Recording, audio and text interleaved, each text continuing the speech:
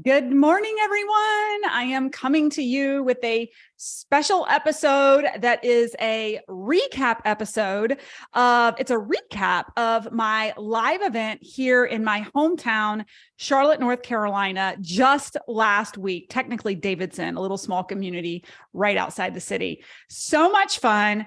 I had to come to you guys and do an episode on this, and it's on live events. And what I'm really going to be talking to you about is, first of all, reasons as a business owner, you should be hosting your own live events, why they're so important.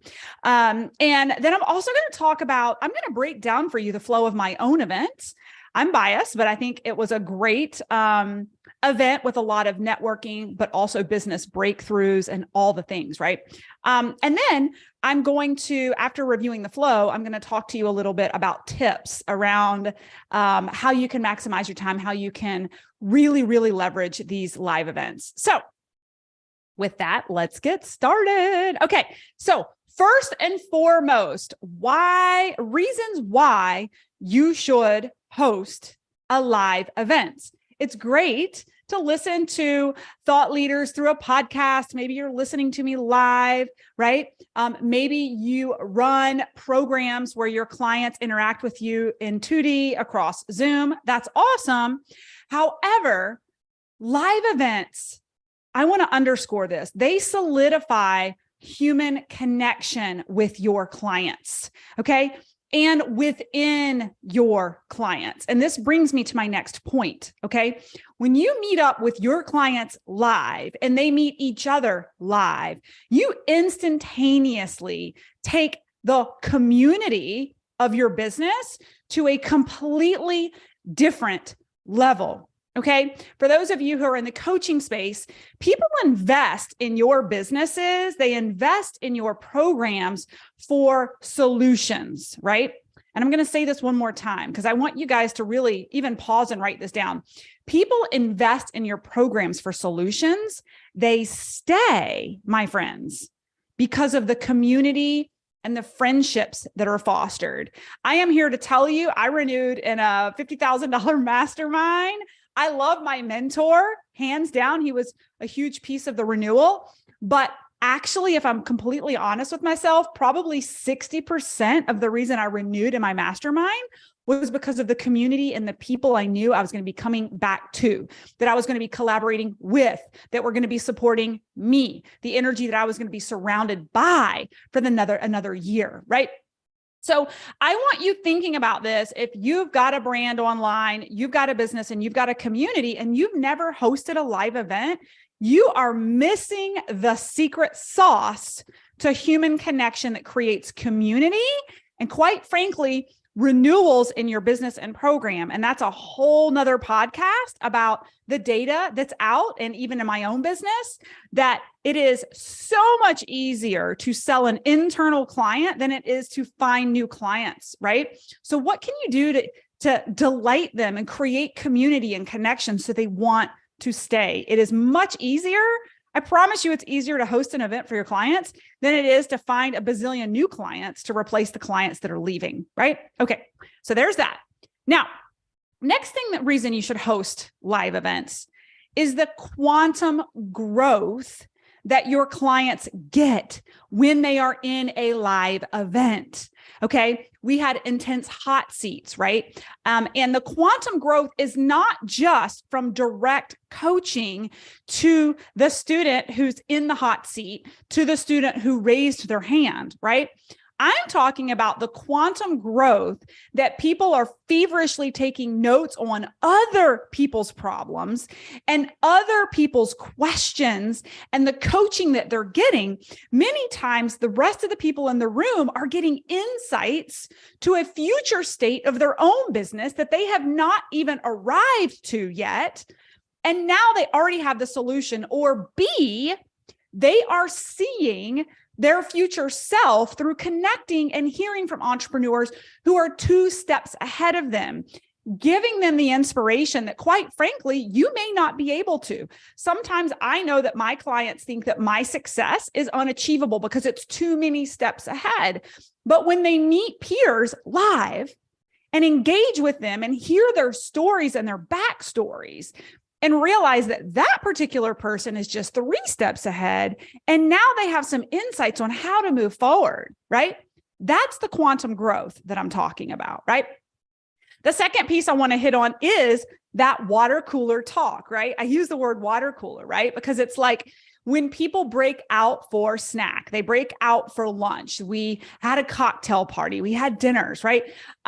It's the sidebar conversations that ignite imagination that you can't get in a 2D Zoom. It's the break off sidebar conversations when these folks went and sat in the grass and did little breakout sessions and accountability that they created with each other on the side, sharing each other's telephone numbers and their goals and their dreams, right? And their deadlines, right? You can't create this via Zoom, right? So that water cooler talk, the lunch, the cocktail dinner, the conversations that happen create the community. They create the breakthroughs. They create the quantum breakthroughs, right? Now, the next bucket around reasons you should host a live event for your clients is the networking that happens for your clients, right? So you're already getting quantum growth through water cooler talk, through witnessing others getting coached, hearing other people's questions. But the power of networking, we are all just one introduction away from a new business, from a new client, right? And so when you put a number of entrepreneurs in a room, I am here to tell you that everybody in the room knows a guy, right? Knows a vetted guy for a particular project that you may need. Vet it out so that you're not burning and churning through, bad contractors, right? So that's one thing when it comes to networking, right? The other thing is our clients find clients all the time. They land one-on-one clients. They land all kinds of clients coming to our events because like-minded people come to the same rooms, right? With goals, right? So I know that I have landed numerous clients through joining my own masterminds and going to live events. I gained tons of clients that way, being in the room, getting out from behind the computer, right? Having that multi-dimension conversation. Then there's the business collaborations that happen from networking at live events. I can't tell you how many new business ideas, power partnerships, and collaborations happen. I have power partners and coaches in my program because I met them at a live event and our energies aligned, our purposes and missions aligned. There was a gap in my business and a skill expertise that they had, and boom, the magic happens. The other thing that provides value for your clients when you do this is that a lot of entry-level entrepreneurs are operating on a tight budget. What I love about getting them all together is that many times they find that they can trade services instead of cash and exponentially grow their businesses, right? You may have a brand photographer who also needs some up-leveling in their website design. So you may have a web designer who needs brand photography for their website to promote their business. And now they're swapping services at no cost and growing their business. If you're facilitating this and you hold the keys to this networking event, think about the value and the growth and the community that you're creating for your people, right? For your people. I find many times I'm not the solution to the people in my business. It's the people in my business that are the solution to other people in my business. And I just need to get them together, right? Okay. Last thing on reasons you should host your own event before I jump into the flow of my event is the fire that people get to make shit happen at light speed. I witnessed it firsthand. We had a client who's been hemming and hawing and ruminating on an idea and a thing for like 6 months. She sat in the hot seat, and within 24 hours of the hot seat on her flight back to Canada, she sent me a message that she was at a layover that was like 6 hours long. I mean, these people she traveled like 12 hours to get here, right? She said in her 6-hour layover, she cranked out everything she needed to crank out and created an opt-in. I think it was like a mini ebook that she needed that was like the key to the next step in lead generation in her business. And she was full of gratitude for being put on, in a pressure cooker, in a hot seat, not just getting insights from me, but getting insights from my leadership team, my creative director, my operations director, and her peers were like, yes, you need to do that. Yes, I would want that. That is the other piece of networking, is that you can survey other entrepreneurs. If your business is a service-based business for entrepreneurs, what better way to get feedback and marketing research than to plop yourself into a room full of other entrepreneurs and ask them, right? And so the quantum breakthrough, think about it. This person ruminated on creating something for 6 months. 6 months. And within 24 hours of attending an event, it was completely done and going to make a huge impact in her business. So when you host live events, what you're doing is you're creating momentum for your clients. They come in, they get rallied up, they get strategy, they're able to network, but they also get a swift kick in the pants, right? To take radical action. They get the confidence to take the radical action because they're not operating in a silo by themselves in their house in a 2D Zoom anymore, right? They've broken out, had conversations at the water cooler. They're hearing what other people are doing and what's working for them. They come home with some swagger, some insight, some motivation, and some confidence to take action on that thing that they weren't confident to do before, right? Okay, so those are just some of a bazillion reasons you should be hosting live events for your clients, right? Okay, so what did my live event look like? This particular event was a full day workshop. We're actually going to start hosting next year quarterly roundtables like this, and we're actually going to make them 48 hours. This one, meaning it's going to be a 2-day event with a dinner and a couple of lunches. But this particular event, our clients flew in. Some of them flew in the night before. Some of our business basics clients. We had a really nice dinner in the city, up really high, and we're able to see like the whole, it was like a skyscraper. We were able to see just like the whole city. It was a beautiful ambiance. We were able to network, set intention, right? And then the following day, we got started. Okay, number one, create a Slack channel for the group so they can get really excited beforehand, or whatever channel you want to use. But you want to create a platform for them to engage beforehand and to follow up and really seal the deal with their connection and community even after the event, right? So create a platform for them to communicate. I being, really focused on the inner work that needs to be done, bodies build businesses. I actually cracked them wide open in the first hour. We did some networking where they were able to share their zones of genius. They were able to share their blind spots where they needed support, so that for the rest of the day, they all had a vision of what each person's skill set was and where they needed support, and could identify how they could help each other on both sides, right? And then we got into some flow state. So I got them on the floor. I did some flow state breath work. For those of you who don't know what that is, I just primed their nervous system and their subconscious to be a sponge and be open to the experience, right? Then we dove into hot seats. Each client got to sit in the front of the room with a microphone and get their questions answered from not just me, but my leadership team. So I am the face of the company, but it is my creative director, my operations director, my programs manager, program director, who really steer the ship at this point when it comes to the swim lanes of my business, right? And so they were able to have all my experts in the same room, ruminating and pontificating on their question and helping them rapid fire get solutions, not to mention the popcorn in the room from other people who are experts in their field, able to give them feedback and experience, right? Magic. So much fun. I can't wait to do it again.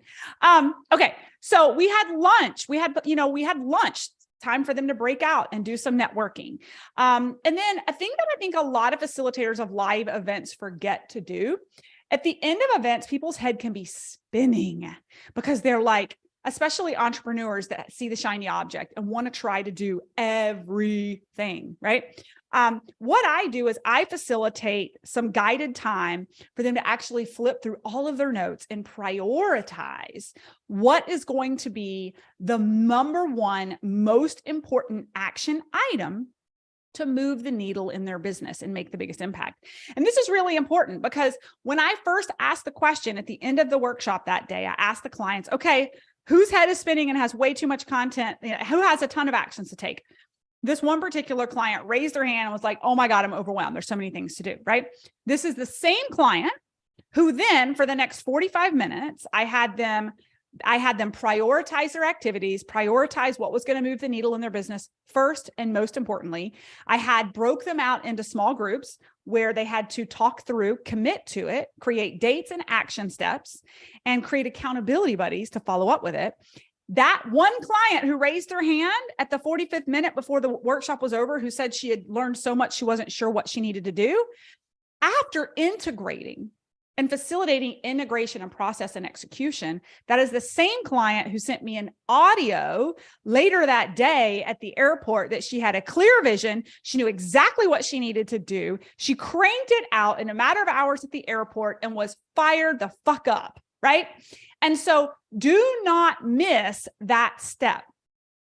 Facilitators of live events have a knack for throwing a lot of shit at people, making them feel like they got a ton of value, but then they're overwhelmed with where to start and what to execute, right?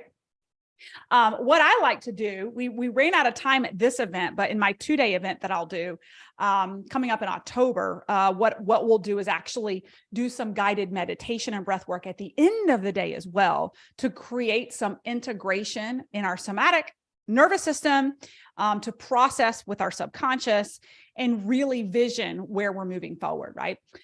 Okay. So then we headed over to my house. If you have a house that you can facilitate a great event, oh my gosh, we had cocktails, we had dinner, we had conversations.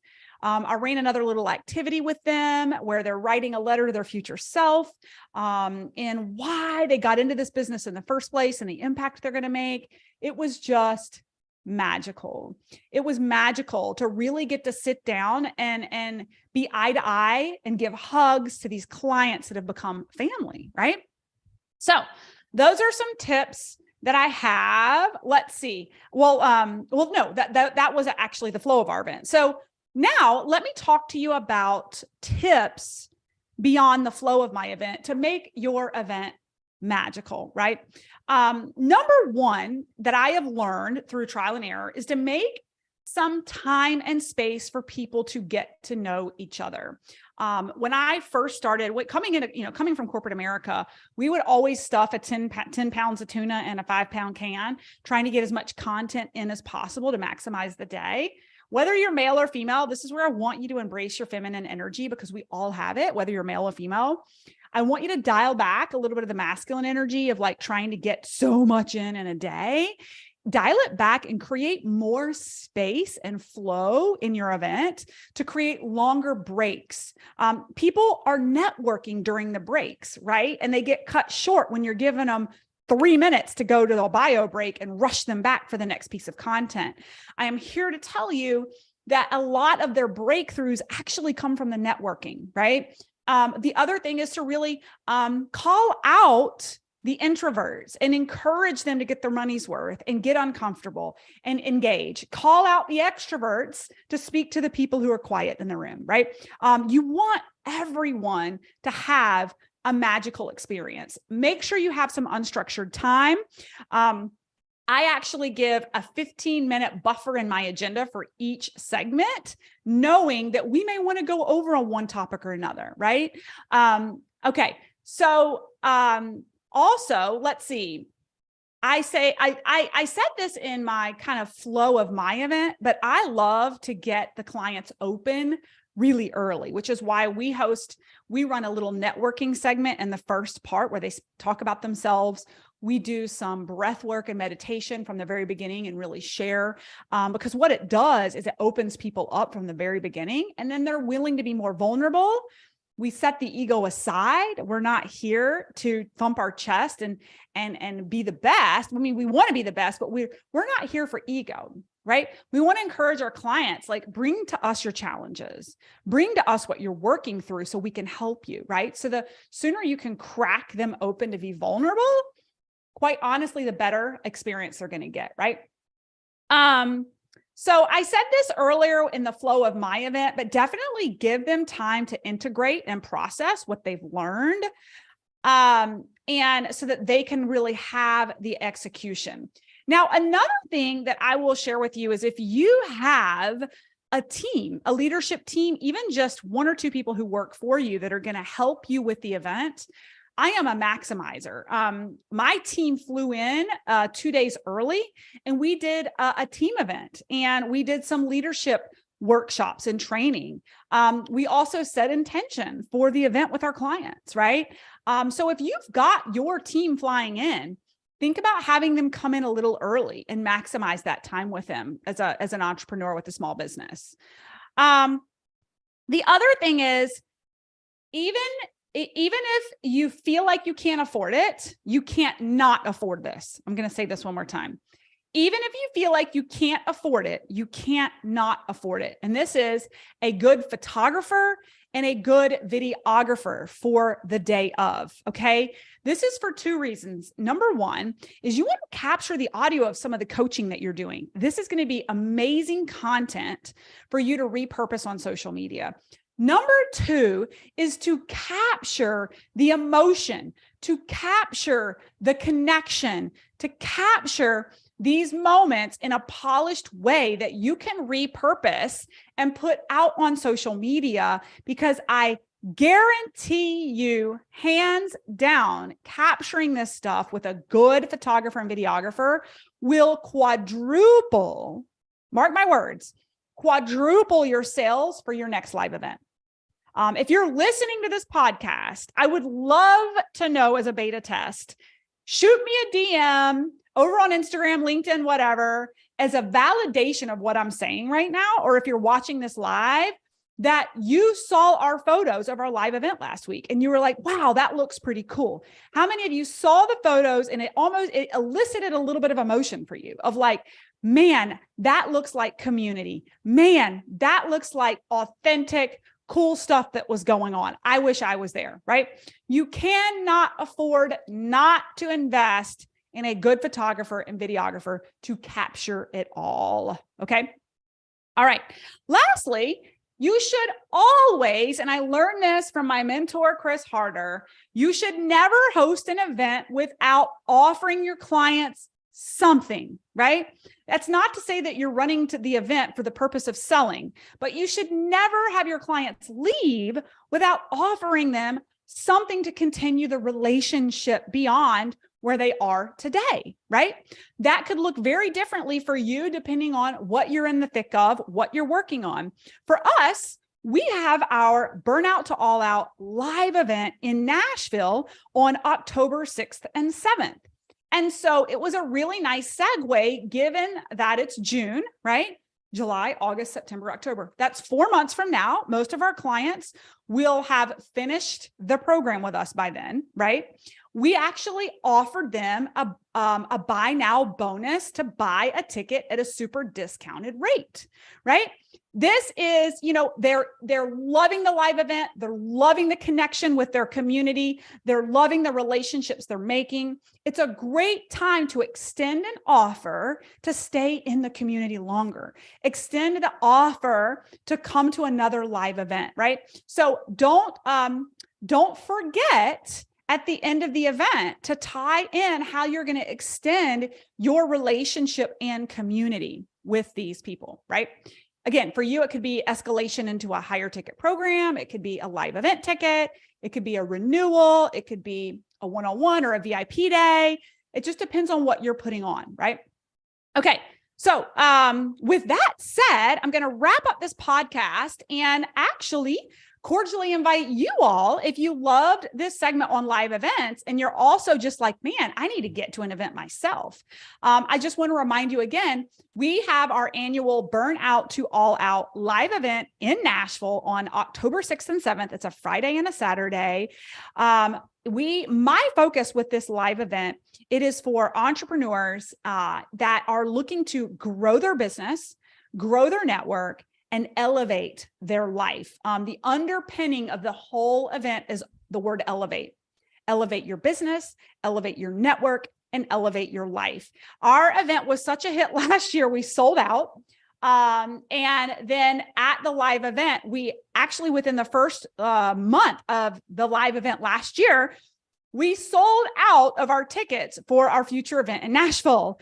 But never fear, we've had so much interest. I had no idea it was going to be this popular, which is amazing.